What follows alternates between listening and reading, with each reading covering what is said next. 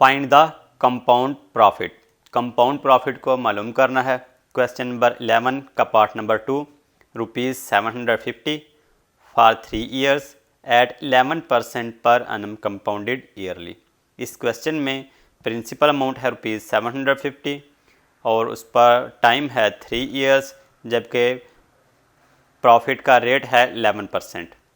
तो principal amount लिख लेते हैं पहले। Principal amount is equal to ₹750।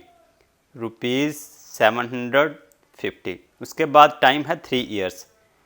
Time 3 years और प्रॉफिट का रेट भी बताया गया है 11%। रेट लिख लेते हैं 11%। अब इस पर हमने कंपाउंड प्रॉफिट को मालूम करना है। कंपाउंड प्रॉफिट को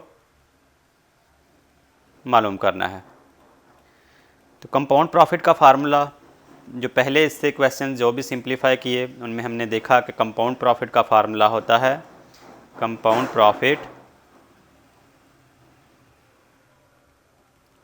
प्रॉफिट का फार्मूला है प्रिंसिपल अमाउंट। मैं प्रिंसिपल अमाउंट को बस PA लिख रहा हूँ into 1 + R/100 to the power time minus principal amount. अगर प्रिंसिपल अमाउंट यहाँ से लेके यहाँ तक बस फार्मूला लिखा जाएगा तो ये फार्मूला होगा फाइनल अमाउंट का, लेकिन अगर कंपाउंड प्रॉफिट को मालूम करने का कहा जाएगा फिर उसमें से प्रिंसिपल अमाउंट को बाद में या फिर साथ ही माइनस कर लिया जाएगा। अगर बस इतना सा फार्मूला इस्तेमाल करेंगे तो पहले फाइनल अमाउंट को मालूम कर लेंगे और उसके बाद उसमें से प्रिंसिपल अमाउंट को माइनस करके कंपाउंड प्रॉफिट मालूम कर लेंगे, या फिर साथ ही लिख के कंपाउंड प्रॉफिट का फार्मूला लिख सकते हैं। अब इसमें इसकी कीमतें दर्ज कर लेते हैं। प्रिंसिपल अमाउंट जैसा कि यहाँ पर है ₹750। 750 इंटू 1 + R मीन्स रेट, और रेट है 11%। 11% की सिंबल की वजह से फार्मूला में डिवाइड 100 से हो रहा है, इंटू इसकी टू द पावर टाइम है, पावर इसकी टाइम जो कि 3 ईयर्स है इसलिए इसकी पावर 3 ले लेंगे, माइनस प्रिंसिपल अमाउंट जो कि ₹750 है। अब इसको बस सिंप्लीफाई करेंगे। सिंप्लीफाई करने के लिए 750 इंटू 1 + 11 को डिवाइड 100 से कर लेते हैं। 11 divided by 100 is equal to 0.11। 0.11 और इसकी पावर है 3 माइनस 750।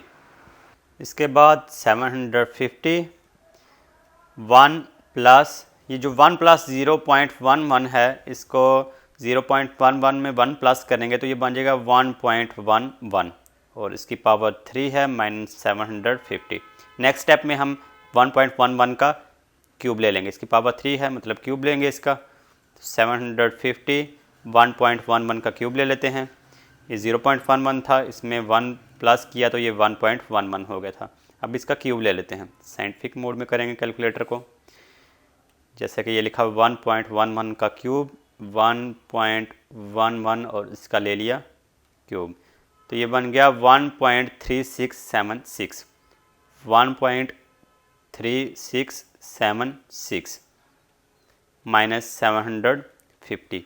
अब 750 को मल्टीप्लाई कर लेते हैं 13676 से। 13676 multiply by 750 is equal to 1025.72। 1025.72 और माइनस 750। 1025.72 ये है फाइनल अमाउंट। फाइनल अमाउंट ये हुई और ये है प्रिंसिपल अमाउंट। जब फाइनल अमाउंट में से प्रिंसिपल अमाउंट को माइनस करेंगे तो हमारे पास कंपाउंड प्रॉफिट जो है वो जो कि हमने इस क्वेश्चन में मालूम करना है वो आ जाएगा। अब 1025.72 में से माइनस कर लेते हैं 750 को तो ये बन जाएगा 275.72। 275.72 ये है हमारे पास कंपाउंड प्रॉफिट।